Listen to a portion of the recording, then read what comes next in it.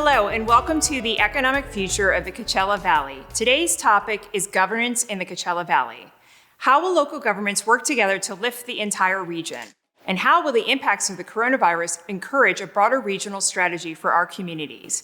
To answer these critical questions, please welcome Reid Milanovich, Vice Tribal Chairman of the Aguacalente Band of Cahuilla Indians, David Reddy, City Manager of the City of Palm Springs, and Supervisor V, Manuel Perez, representing the 4th District of Riverside County.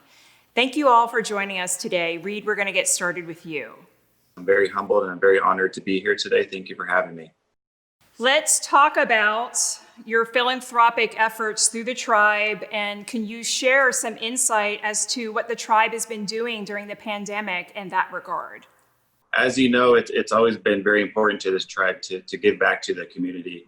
And just to name a couple of examples, back when this pandemic first hit, there was a major shortage of masks going around, not just the state, but across this country. So in a way for the tribe to give back, we donated, it was about almost 2,000 N95 masks to hospitals and first responders. That was, I think it was about 1,900 masks. And then, as you know, these past couple of weeks, there was a couple schools in the Coachella Valley who received approved waivers to go have students back on campus. And we donated to 4 schools and in a total of about 32,000 masks. And we did 8,000 masks per school. And I was there personally, and I was there to help deliver those masks and seeing kids back on campus and them playing on the playgrounds. Obviously, wearing those masks, it was a very inspiring and encouraging sight to see. Also, as you know, this valley has always been very great at putting together a lot of social events to raise money for the local charities. A lot of fundraisers going on, and that's not happening right now for obvious reasons. So we've tried to come up with different ways, try to get creative as far as ways to give back. So we've partnered up with the USDA and local Southern California farmers and distributors, and Pride Food Baked and delivered tens of thousands of pounds of fresh produce to families in need during this pandemic. Also, as everyone is aware, we've been experiencing just devastating wildfires in this state these past couple of weeks. And specifically, I think the one closest to us was the El Dorado fire, and then of course the snow fire in Snow Creek just about a week or two ago. So the tribe, we did donate $10,000 to the Red Cross to help relieve some of those fires that were in some of those. We did donate $10,000 to the Red Cross to help the impact of those fires specifically. Well, I mean, that's amazing. It sounds that the tribe's really focused on the present need and filling in the gaps, as you say, in the absence of the usual social.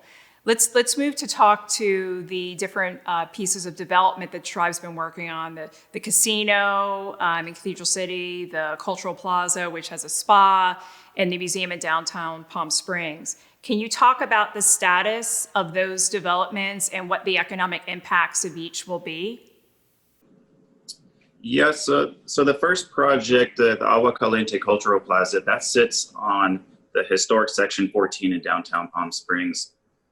When this pandemic first hit, we did put a pause on construction, and we're looking forward to starting that back up again. We don't have an exact time frame of when that's going to start back up, but a little bit about that project. On that site is going to be 2 buildings. The first one is Aguacalente Cultural Museum. And this is a project, an idea that this tribe has had for decades and decades. And unfortunately, we're able to finally construct such a building. And I know I'm very excited, our members are very excited, and we hope the community is also very excited to what is going to be inside that building. The permanent exhibit is, I don't want to talk too much about it, give too much away, but we're going to have a permanent exhibit and then also a rotating exhibit, which is going to be, I believe, every 6 months is going to rotate out. And then right across from that building, just a couple feet away, is the tribe's new spa facility. It's going to be a world-class five-star spa offering massages, hair salons, but most importantly, the guests are going to be able to soak in the hot mineral spring water, which this tribe finds very, very sacred. And in fact, the spa is named after that hot mineral spring, which is Seke. And if you really think about what this community, what Palm Springs, the economy is based on, that's tourism.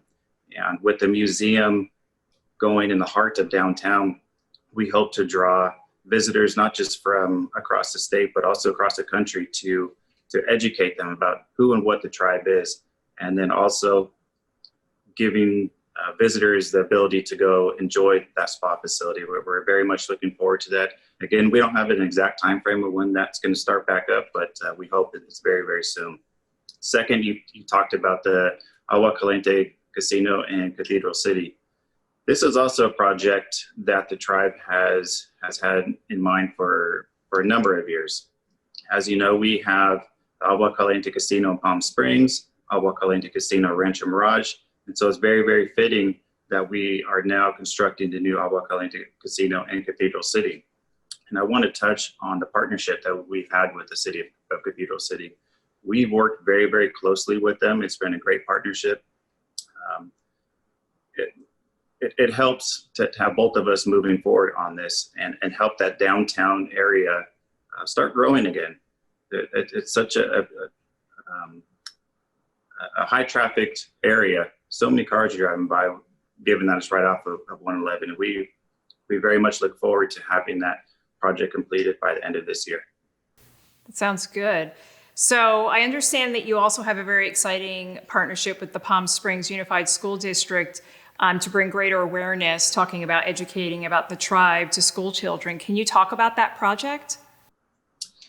Yes, so this is a very unique project, given that, to our knowledge, it is the first time a school district, a school's foundation, and a tribe has worked together to put together a curriculum that meets state standards.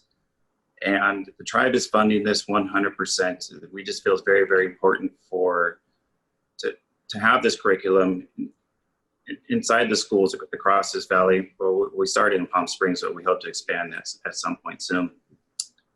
Just to teach the students, again, who the tribe is, who we are, what we do, and just let them know that we are here. This tribe has been here for thousands and thousands of years. And we try to address some of the stereotypes that are out there and really educate those students about who we are. And again, I talked about partnership with the Cathedral City. We've had a great partnership with the Schools Foundation and the school district. I mean, just to name a couple of people, Mike, Russ, Lee, Ellen, excuse me.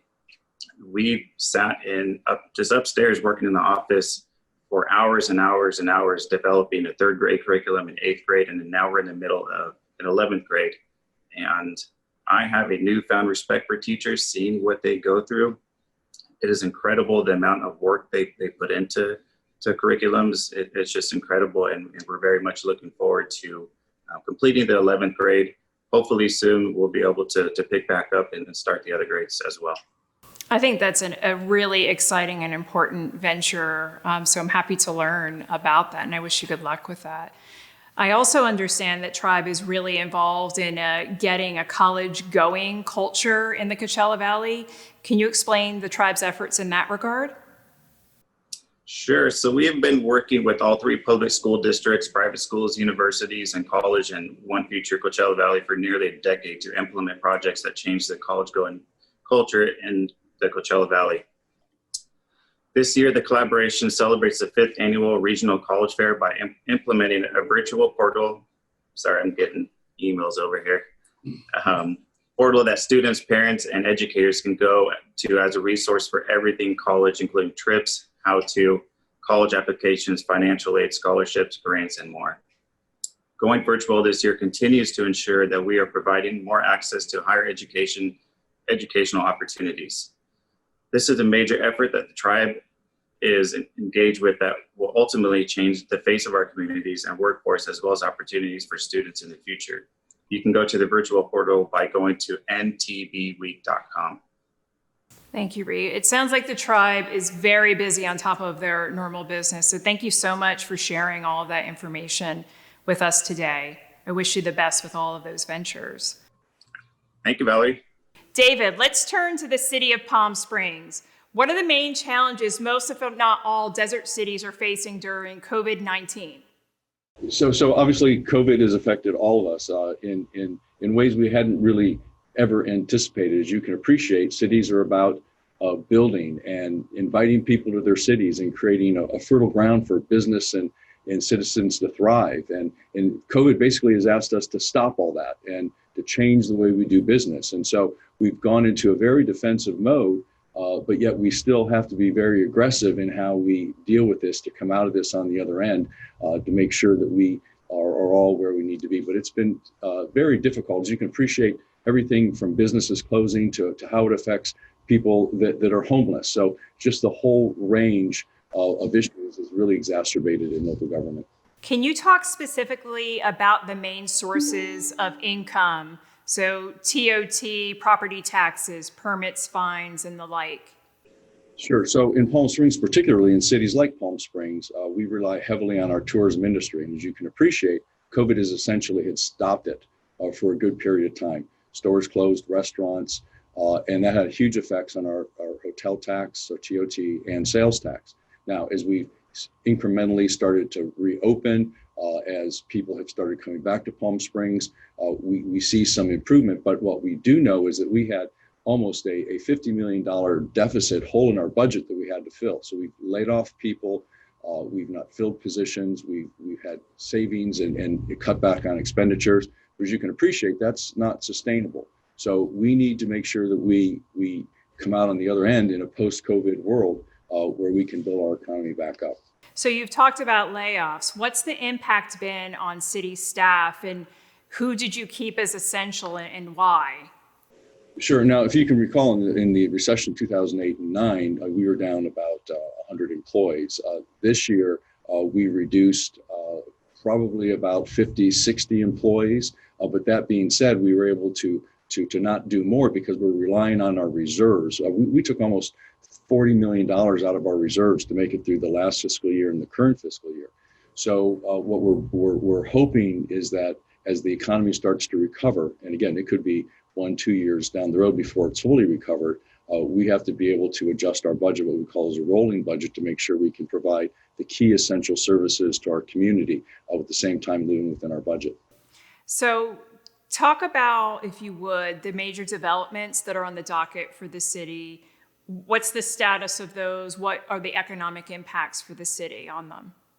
Sure. So obviously it affects everything, but what I can tell you is what we are lucky is to be, in Palm Springs partners with the Aguacalente. I mean, keep in mind, we're one of the only cities in California that has a casino in the downtown. Now that is a huge development. So think about the synergy of the casino, the convention center, the new downtown, and all that is occurring there. Now, obviously, we're very excited about the new cultural center and spa coming online. That adds to this. So, over the years, you can see how with the tribe as a partner, particularly how we can work together, it certainly benefits everyone. So that being said, other projects, whether it's the Andaz Hotel and other projects, clearly have been slowed down because of the economy. COVID has affected how projects get funded. So we're dealing with those issues, but what's important is that we remain focused and aggressive to come out on a post-COVID world where our economy is booming again. I would just note that, as you can appreciate, where we've come in the last 10 years with the downtown renovation, the convention center, all that's happening from the tribe, all these things together really had put Palm Springs back on the map as a tourism destination like no place else. COVID changed that significantly, but we're starting to come back and we're focused on getting back to where we were. So on that, how do local governments look forward while still having to adapt to our changing circumstances? Yeah, I mean, that's the challenge of this. We're faced with significant reduction in resources. We're faced with telling people they can't do what we've been asking them to do all these years. It's affecting businesses. People are losing their jobs. People who are homeless. It just has a spiraling effect. So what we have to be able to do with less resources ourselves is basically, how do we minister to everyone's needs in the business community, our residents, keeping everyone safe, getting our economy moving again. So it's been a difficult challenge, but this is the real challenge of government now. And we're focused and we're here to serve everyone. So here's a politically loaded question. In the Valley, do we really need 9 cities? Should the cities be looking to work together, consolidate either in their governance or in the essential services such as fire and police that they provide to their communities? So I think you're saying, making the case for a I'm just asking the question. Government. Well, yeah, that ship sailed a long time ago. There's no question that you don't need 9 individual governments in this area. If we were one government, obviously we would be a city of almost 300,000 and have advantages in many ways. That being said, that ship sailed long ago and it can never go back. But given where we are, we certainly have the abilities to work together. So for example, take CVEP, Coachella Valley Organization of Governments. We work together on those issues that affect all of us, like housing, like street projects, road projects. Also, they're doing things with homelessness. And so air quality, those things all come together in a regional government so we can focus on those areas to find those efficiencies. How can governance evolve to ensure the viability and sustainability of our desert? So that's the key question. Where we are, I mean, just take a look at the issue of climate change that's affecting, obviously, worldwide. We even see that coming here home in our desert, whether it's the fires, whether it's the water issues, whether it's electricity. So what we do know is that we're going to have to all do our parts on the local level every bit as much as on the state and national level to make sure we're sustainable. So in Palm Springs, we're focused on whether it's dealing with issues of plastics and bags and on that level to how we procure electricity and how we're even able to protect ourselves from fire. So governments have to have that focus. It's not just something that you can do as a luxury anymore. We need to focus in those areas. So what are the big picture points that are being discussed amongst the local governments for future development? Yeah, so the big picture for us obviously is how we can collaborate together. Whether it's with the Aguacalente in how we make our local economy, and tourism destination reflect to be. So look at what we have in Palm Springs. Besides the casino, the cultural center, all the beautiful lands and hiking, all that stuff, all those things come together, and that's the focus. And how we focus with the other governments with regard to street projects and roads and all the things that we need to do on sustainability. That is what we're able to do if from a better position is working together in partnerships. Okay. So this last question is focused a bit more on you, David. What do you think is the most important attribute to being an effective city manager? Yeah, that's interesting. So I've been city manager here in Palm Springs for 20 and a half years now.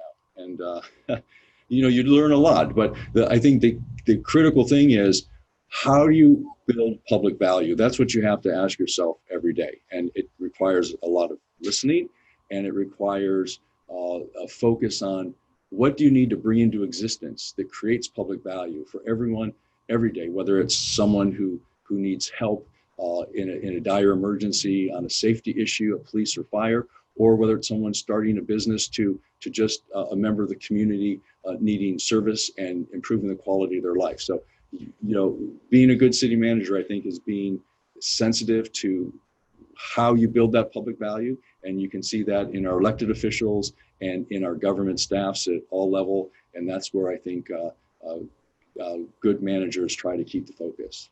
Thank you. I would tend to agree. So, David, thank you for sharing all of that. It was really informative, and it makes you excited that we have a lot to look forward to of what the city of Palm Springs and our local governments are engaged in.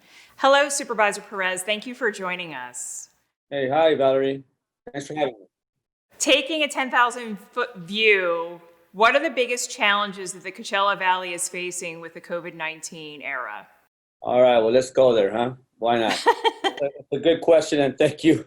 It's a pleasure to participate in this special feature, obviously, and thinking about the economic future of the Coachella Valley. I want to also thank Palm Springs Life for producing this in partnership with CVEP, the Coachella Economic Partnership, under the leadership of Joe Wallace, and quite frankly, for the invitation to be able to give this county perspective. You know, this year, not only being the Riverside County Supervisor for the 4th District, and obviously representing the Coachella Valley and Eastern Riverside County, but serving as the chair of Riverside County Board of Supervisors has been a real tough job. I have to just put it out there that it's been challenging. It's been trying. It's also been an honor, especially when we have our victories. But this cycle has been a tough one, and I'm not going to, not admit that, because that has been the case. But I'll also say that as a result of being the chair, I've been able to see all the county efforts up close against this coronavirus and this pandemic and the battle that we had to ensue. And in fact, as you all remember, in January, Riverside County became one of the earliest jurisdictions in the nation to have to tackle this global pandemic. If you recall, back in January, actually January 28th, we got a call that in less than 24 hours, 200 Americans from Wuhan, China, will be landing at the March Air Reserve Base. And we had less than a day to prepare and begin to mobilize our response to the pandemic. And our region of the county, the Coachella Valley, became ground zero as well, because if you recall, we had the very first coronavirus case in early March. But with that said, even with the lack of understanding of this virus and receiving less than 24 hours notice by the federal government, I definitely appreciate the County of Riverside staff and every single department for their good work and coming together and really dealing with this emergency. Not only then when the plane landed, but the emergency overall that we are still fighting. And I also want to thank our first responders, our frontline workers, our healthcare workers, our farm workers, our public safety workers, our nurses. Those individuals obviously deserve the respect and the credit for all the good work that they've done as well. And so, this pandemic has brought many new issues and challenges on a daily basis. And we've tried as much as possible to deliver on our number one responsibility, which is ultimately the safety and health and well-being of our residents.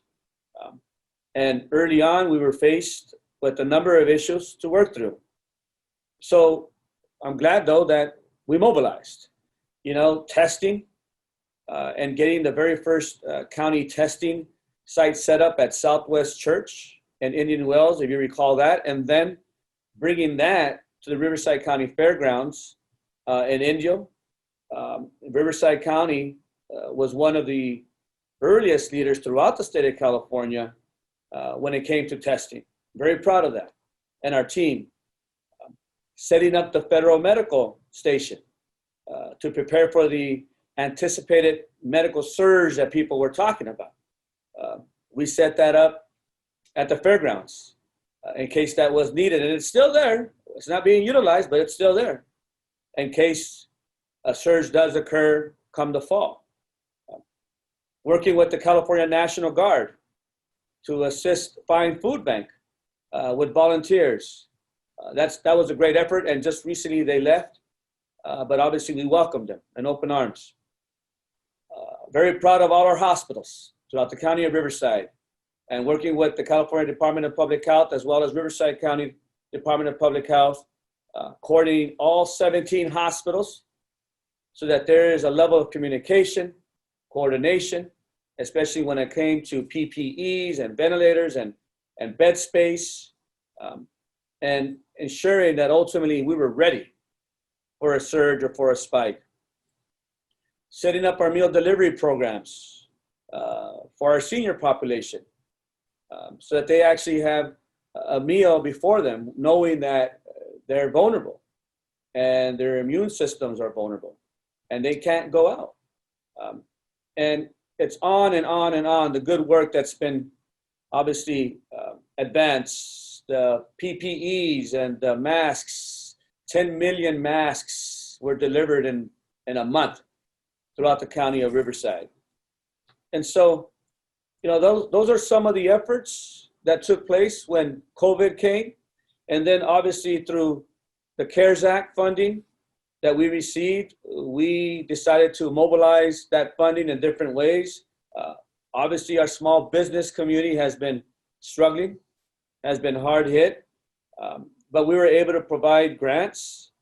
I think we allocated around $50 million, and as a result, $10,000 in grants, not loans, grants, to over 3,460 small businesses in Riverside County and county.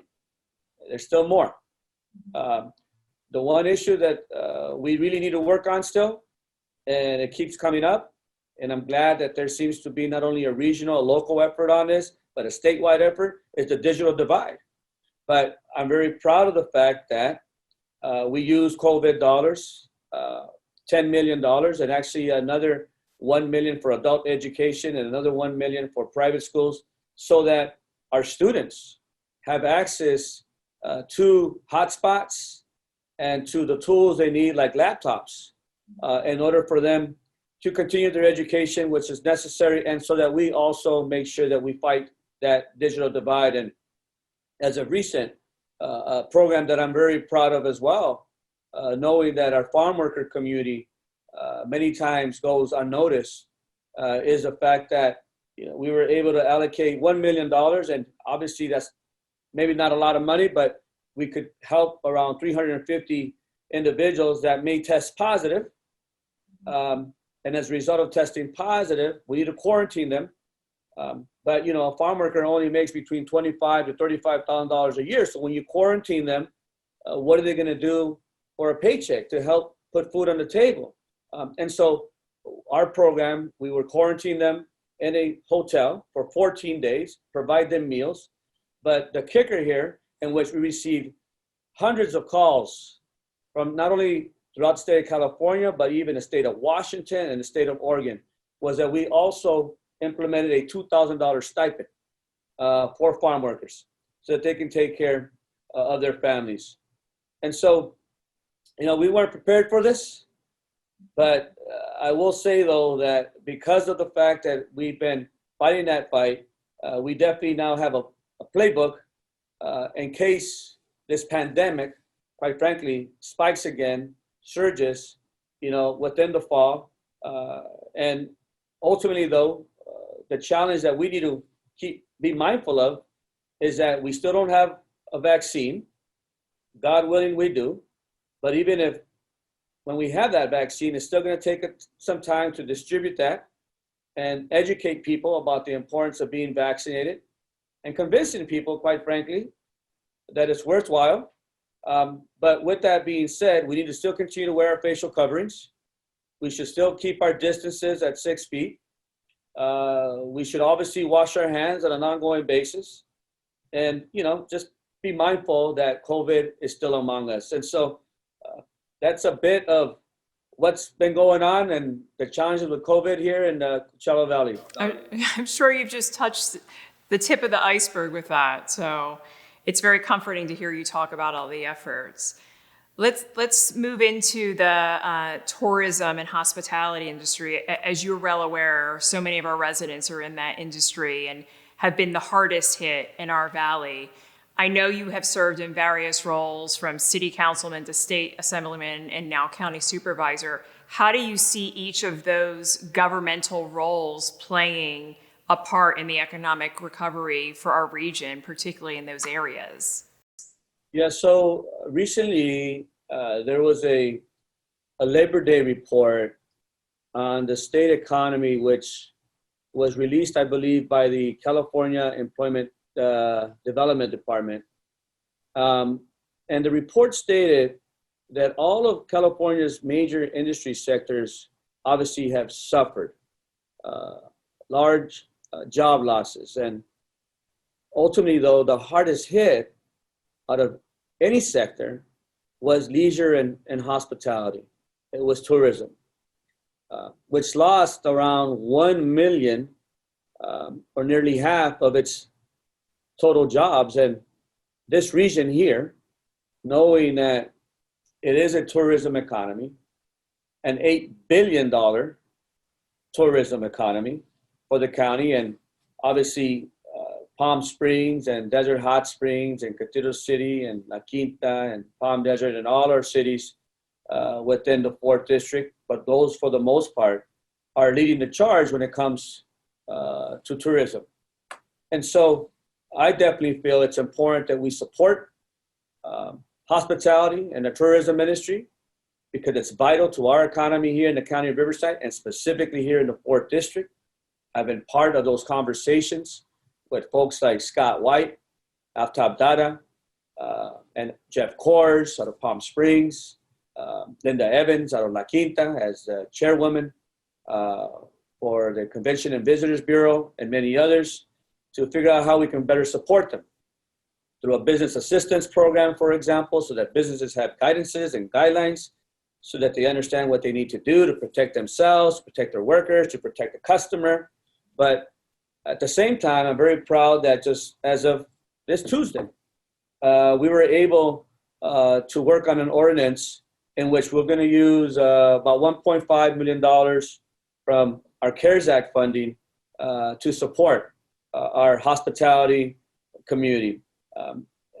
And I know that's not a lot. It's obviously it's not enough, but it's a start. And my hope is that if we do receive more federal funding in the future, I want to make sure that we definitely do our best to take care of hospitality and tourism. Now, you mentioned earlier my posts that I've had in the past. You're correct. I was also a school board member, obviously city council member and state assembly member. Now, mind you, when I entered the state assembly, I thought it was the worst time to enter in the state assembly. The reason why was because it was 2008 and it was during the Great Recession. What a time to try to do your best and representing the Coachella Valley and advocating for services and resources and policies that make good sense for us here in our district. Well, that was tough because of the recession. It was not about having extra funding and resources to implement such policies or programs. It was about cuts. And cuts ultimately impact people. And so I try to do my best to work with my colleagues on both sides of the aisle, in which we did work on economic recovery and job creation. As a matter of fact, I had the opportunity to chair what was called SURGE, Stimulus, Economic Recovery and Jobs, in which Madam Speaker, then Karen Bass, assigned me as the chair. At the time, I was also the chair of Jobs, Economic Development, and the Economy. So interestingly enough, I was sent to Washington, D.C. to advocate on behalf of the state of California, on behalf of the state legislature, so that we can receive our fair share. And that's when I had the opportunity to meet with Vice President Joe Biden back then, and as well many people from his economic recovery team. We were able, through that effort, to ensure we brought in millions of dollars, in which we saw through those stimulus funds improvements on our freeways, specifically on our overpasses. You know, I worked on policy with my colleagues to jumpstart renewable energy, which is very, very important here. And quite frankly, we just recently had a renewable energy summit specific to solar out of UCR, School of Public Policy, I believe, in which we're having that discussion now once again as to how we can do a better job and how we should be here in the 4th District specifically because of all the sun we have. We should be the solar mecca of the state of California. And so throughout this year, speaking more at a local level, I've been working with my colleagues within local government and tribal nations at every level of government, quite frankly, regional, state, federal, to work on how we can fight this pandemic in solidarity. And doing that by having constant communication with them, by either interviewing them and getting to understand what their concerns are as city leaders within their own jurisdictions, or tribal governments within their own jurisdictions, or at the same time providing them updates in which they not only hear from me on the policy side of things, but they actually hear from our health experts from the science of it all, which I think is very important, that can inform our decisions here at the local level. And with that being said, I also want to put in a plug for CVAG, because it's through CVAG and the leadership of Tom Kirk in which we're able to bring our communities together and have robust conversations and have those debates and figure out what makes good sense, maybe for the region as a whole, and at times maybe even for individual jurisdictions. And that's what I appreciate about the 4th District, specifically the Coachella Valley, and quite frankly as well, I want to put in a plug in for the Palo Verde Valley and Blythe, because they also play a role. They may be a distance away from us, but they're also our neighbors, and they play a role through CVAG. So ongoing efforts, and I'm constantly trying to think of ways as to how we connect the dots within the leadership at every single level of government. So moving from hospitality and tourism to the government's own revenue crisis that it's experiencing during the pandemic, can you talk about the impact that that has had on the different revenue streams, such as property and income tax, TOT, fines, fees, things of that sort? Yeah, that's obviously an ongoing struggle, even before COVID. But with COVID, obviously it's grown exponentially. But earlier this year, we were thinking that our negative impact was going to be around $100 million. And that figure has changed. As of 2 weeks ago, we received an update from our executive office. It's still high, but it's not $100 million, and I'll take that. And that's now a shortfall. We're looking at around $72 million. Now, the largest amount of the projected shortfall comes from two specific areas. One is the State of California realignment funding, and AB 109. And the reason why that's significant is because those funds impact the Department of Public Social Services. They impact our healthcare services through the Riverside University Health System, and it impacts our public safety departments. And so as a result of that, the shortfall from realignment is about $61 million. The other area is Proposition 172, which is a public safety sales tax, which impacts our public safety departments, our sheriff's department, probation, DA, and that is a deficit of about $11 million. Now, with that said, unfortunately, other negative impacts that we're experiencing are also within our general fund and discretionary revenue. Fines and penalties, for example, are down by $9 million. Our interest earnings are down and declined about $14 million. The sales and use tax declined around $2 million. And obviously that's a result of the closures, right? Retail, restaurants, fuel stations, so on and so forth. There's one area though, which we're very happy, and which has been very helpful to us, and that's our property tax revenues. And that's because in that area, fortunately, building and construction has really interesting phenomena, but it's still going. And that's one of the major differences between now and this pandemic and this economic shortfall that we're facing versus the Great Recession. Right? The Great Recession was definitely impacted, and the construction and building industry was definitely impacted. So overall, the estimate here for Riverside County, the revenue shortfall expected to be is around $72 million. Your construction comments is a really good transition to the next question, where I'd like to talk about what sort of developments does the county have in play. I know there was talk about a new jail, but curious for our viewers as to what impact the pandemic has had on any development in the county. Yeah, that's a great question. Even though we've been facing this pandemic, and obviously it's a crisis instead of emergency, the county of Riverside has tried to still stay in business, right? And obviously through virtual technologies and obviously maybe through phone systems and what have you. But as far as the constant meetings, face-to-face, physically, and within our offices, that had to get shut down. Nonetheless, though, with that said, you're correct. The John J. Benoit Detention Center in Indio, it actually has been completed. It took a while, but it has been completed. And it actually is in service.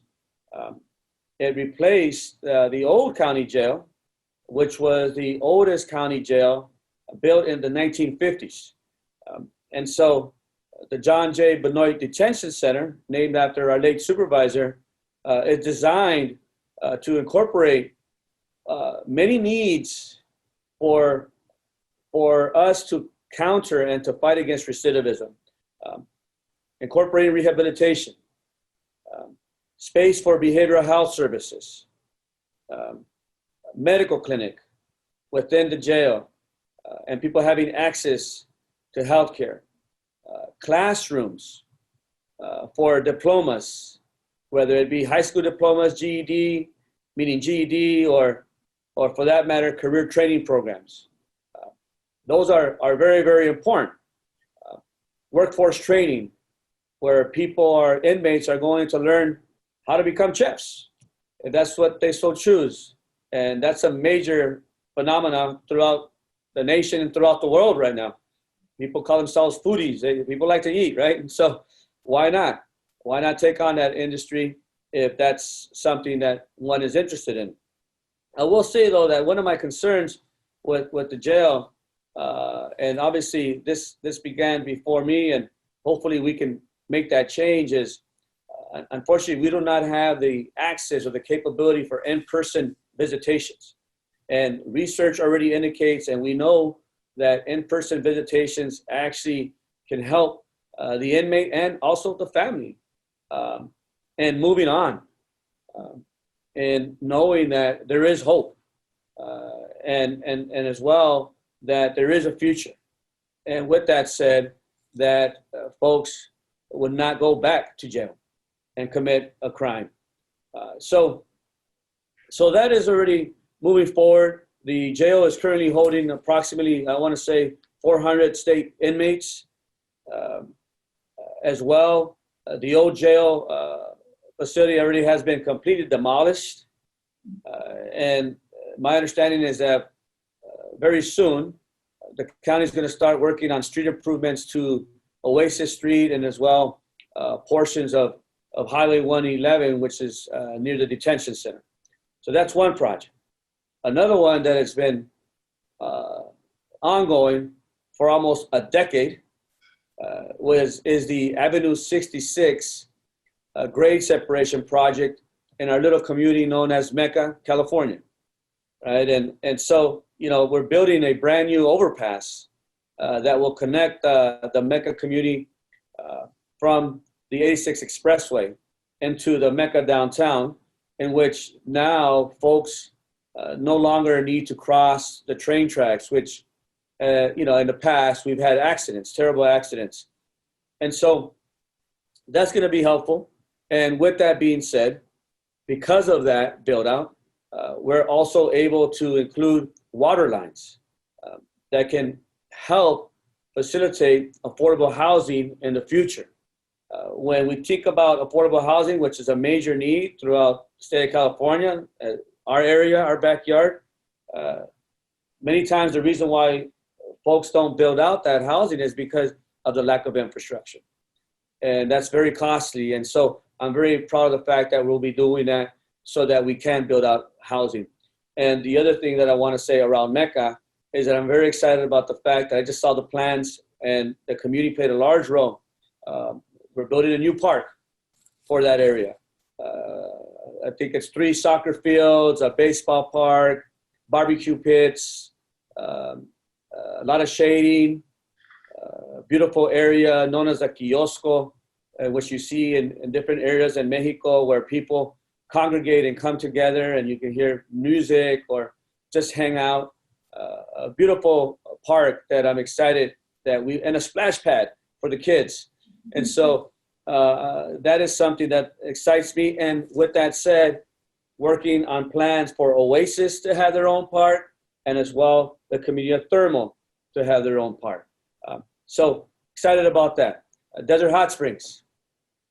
You know, we already have began the construction of a new library, a $12.5 million investment by the County of Riverside, obviously to educate our families and to promote literacy, to promote learning through a community library in which will be 4 times larger than the existing library, which was built 45 years ago. And so the community of Desert Hot Springs definitely deserves that library. And I need to give a shout out to the leadership there, as well as Mayor Scott Mattis, the council members, but the advocacy group.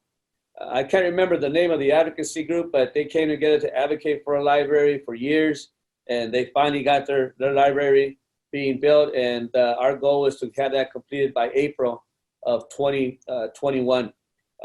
Palm Springs, we're building a new community health center.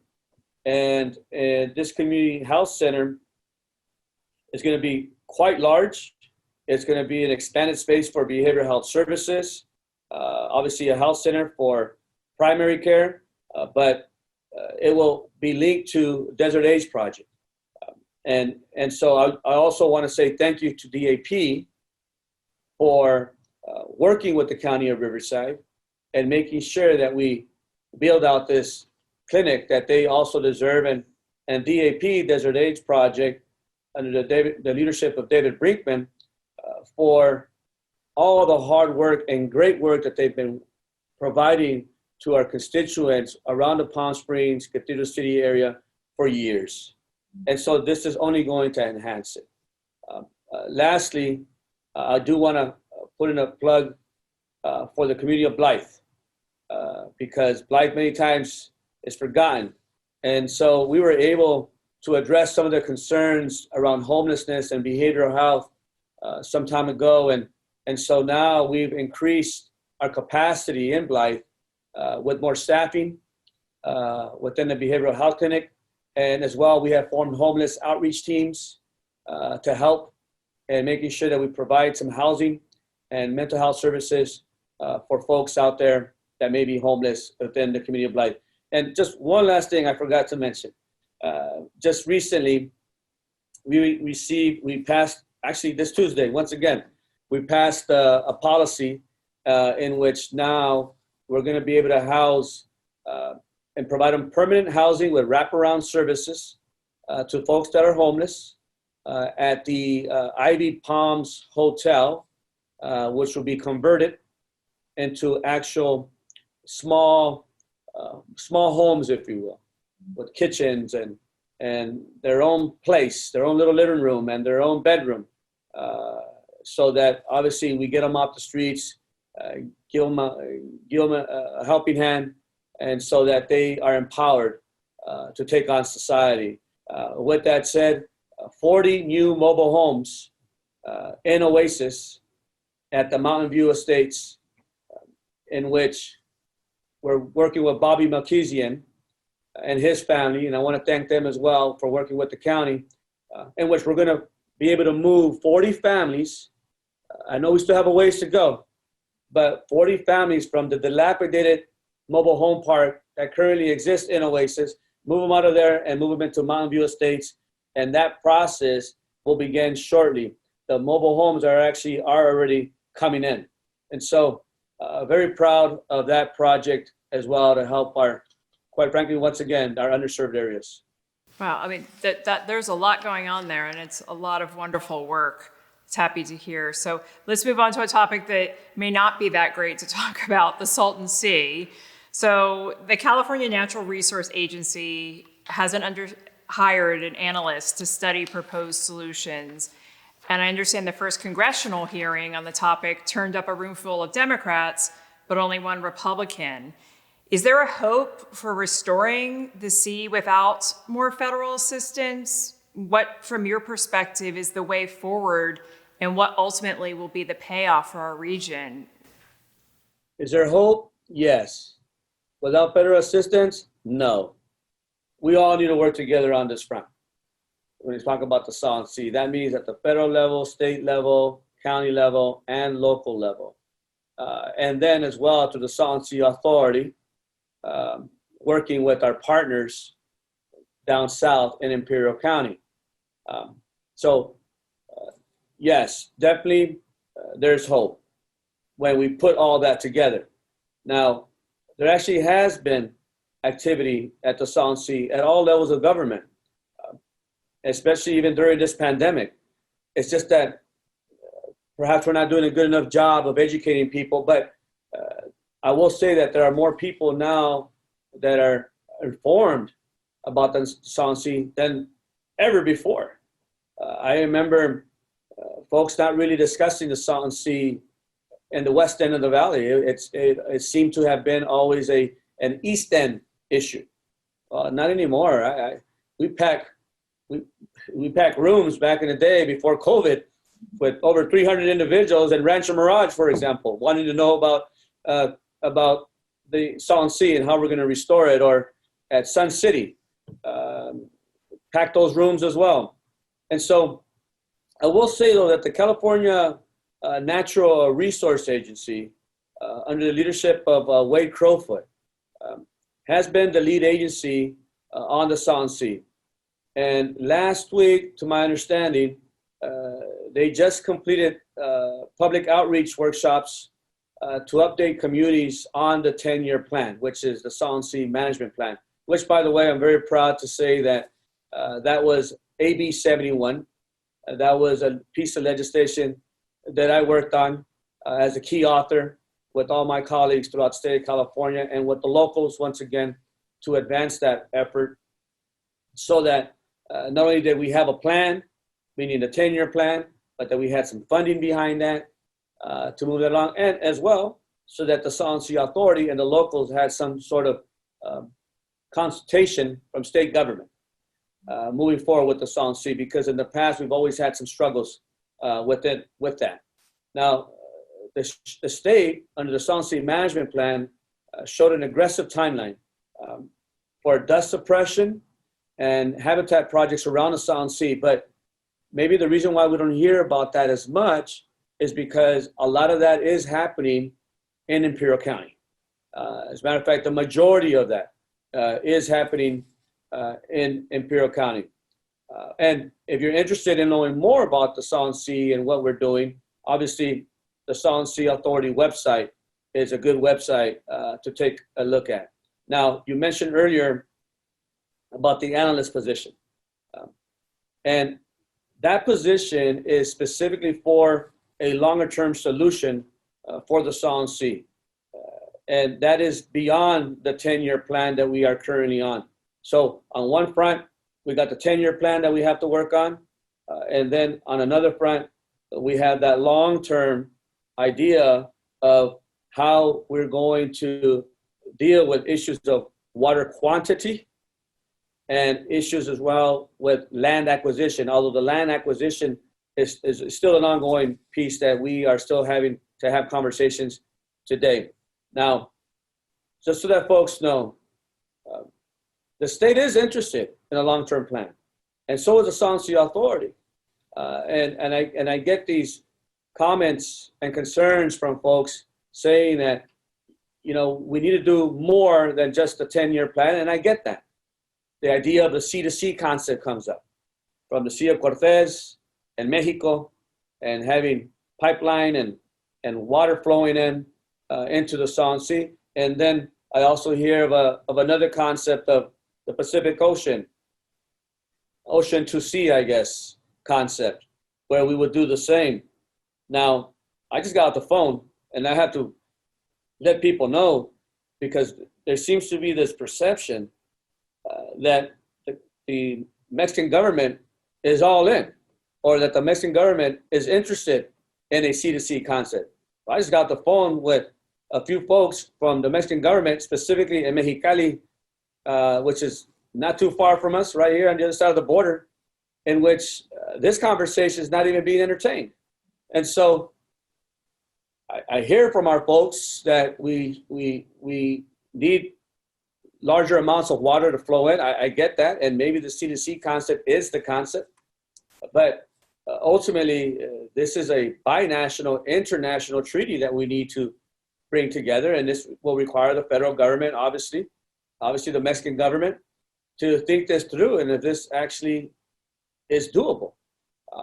So I am planning, though, on visiting Mexico when that's possible, to have this type of conversation that needs to take place. Now, I'll also say that the state did issue 2 requests for proposals designed to have an agency review a long-term solution. There was no response from anybody on those 2 RFPs. So the state has made the attempt. It doesn't mean that they're not going to make it again. I think they will. And so know that we have that concept, the C2C, the long-term plan. We have the 10-year plan. And then within that 10-year plan, because it gets a little confusing, we have now the perimeter lake concept and the North Lake plan, which is specific to the county of Riverside. And what that ultimately is a demonstration project of a smaller body of water in which obviously we'll deal with dust suppression, our habitats, but as well, what I'm hoping is having some recreation so that we can bring about some tourism, so that we can build out some capital, so that we can help transform that area, which is very, very important. And we're at a point now where we have received funding from the state government, $30 million, $20 million for the North Lake Perimeter Pilot Project, in which is going to help us in moving and advancing that effort. That's never happened before. That's a victory for us. And I need to say thank you to Assemblymember Eduardo Garcia, Assemblymember Chad Mays, for working on that front with us. And so that's currently where we are with the Salton Sea. There's a lot more I can probably speak to. As a matter of fact, the EIFD, I just remembered, the Enhanced Infrastructure Financing District.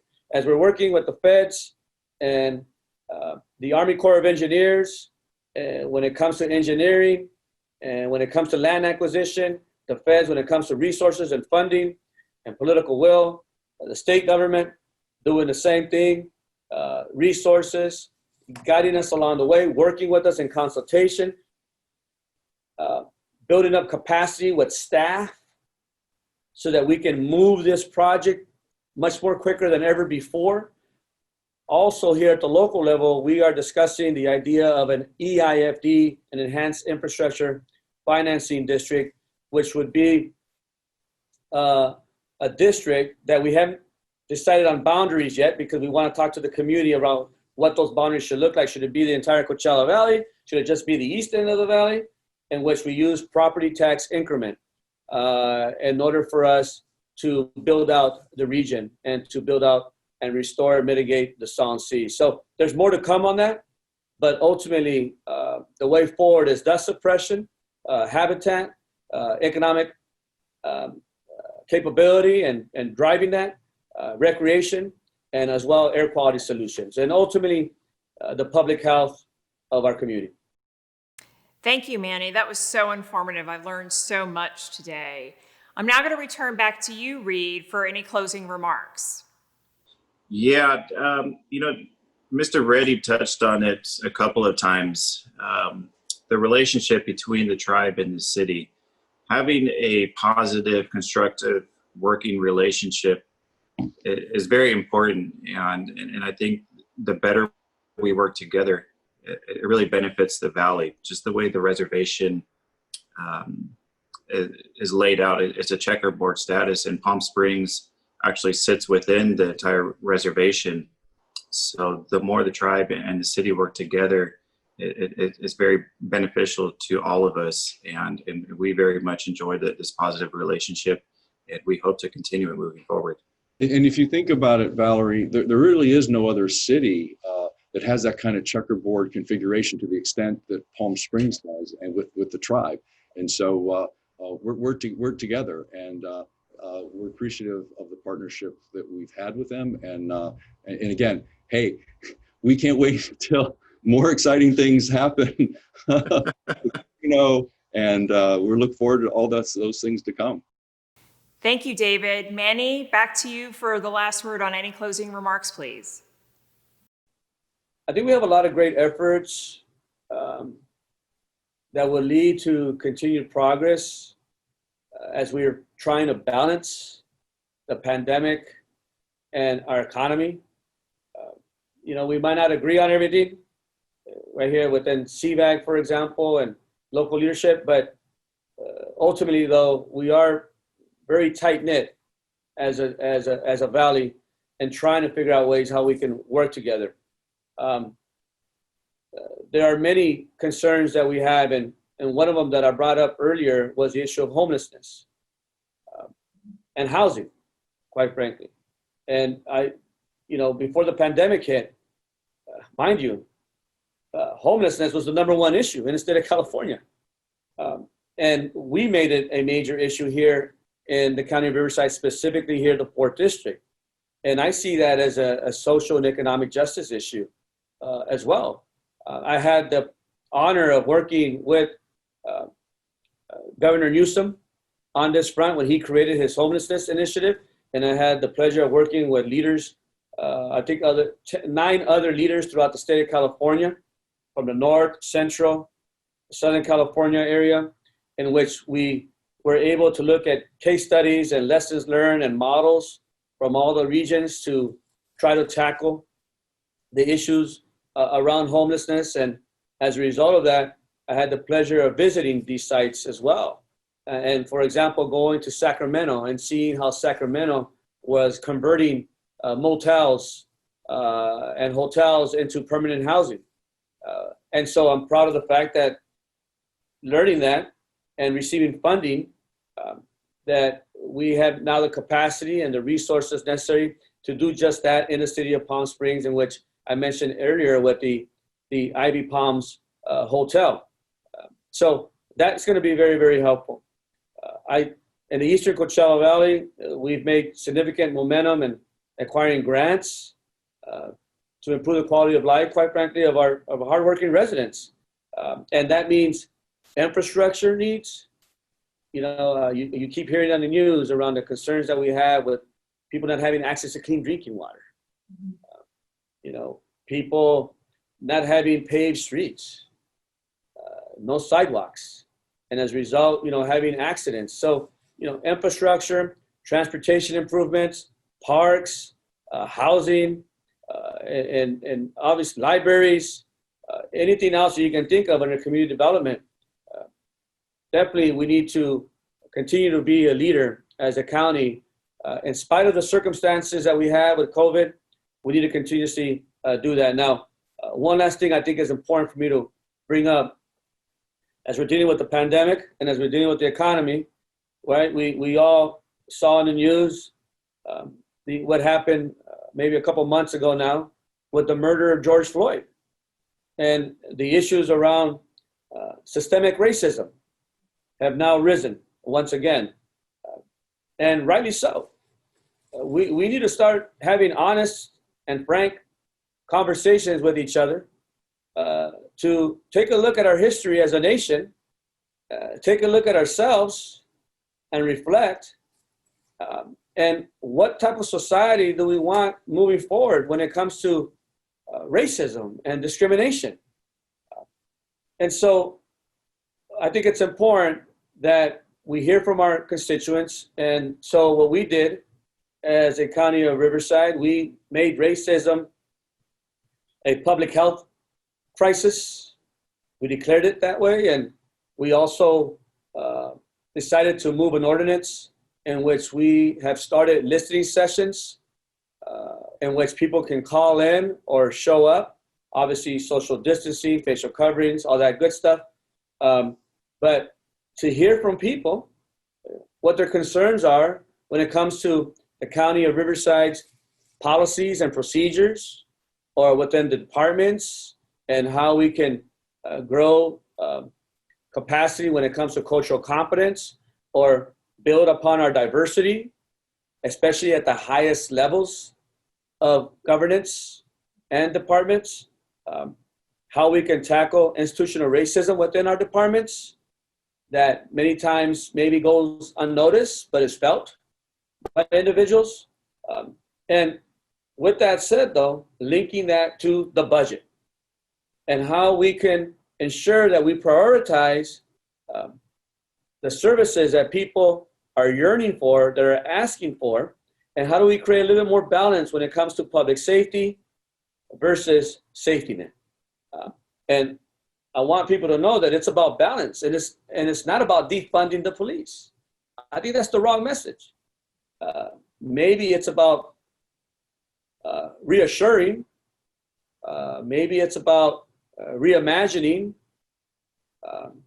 Maybe it's about refunding certain areas that for years have been neglected. But it's also about ensuring that we have balance in this process, and that we hear from one another, and we learn from one another, and that we empower each other, and that we're inclusionary. And we might not see eye to eye on everything, but that's okay. But it's important that we listen to one another. That is key here. So we had a listening session this last Tuesday. We have another one, I believe, October 6th at 5:30 to 8 p.m. for the folks that obviously are working during the day. And then October 24th, which is a Saturday, from 10 to 2. And we will also be having a listening session with our Coachella Association of Governments and with the Public Safety Committee leading that charge with the County of Riverside, so that we can hear from our constituents here in the 4th District and bringing that information to the county level. And so with that, Valerie, I just want to say thank you. And I think that's probably the last question, but I just want to make sure that people know that the power of community is really what unites us. I think that we have to understand that it's important that coming together and working together is empowering, and we can go a lot further working together as opposed to not working together. So that's my hope, that we're lockstep, moving in the same direction. Thank you all for participating. On behalf of Palm Springs Life and Coachella Valley Economic Partnership, thank you for tuning in. Thanks also to SBEMP attorneys and TIMO's Air Conditioning and Heating for sponsoring today's webisode. For TIMO's Air Conditioning, the Valley is home, and customers are family. When we opened our doors in 1998, we had one mission: to serve you better every day. 2 decades later, that mission still stands. And when it comes to AC replacement, more homeowners choose TIMO's over every competitor. Hard work, honest prices, and old school values. That's the TIMO's way.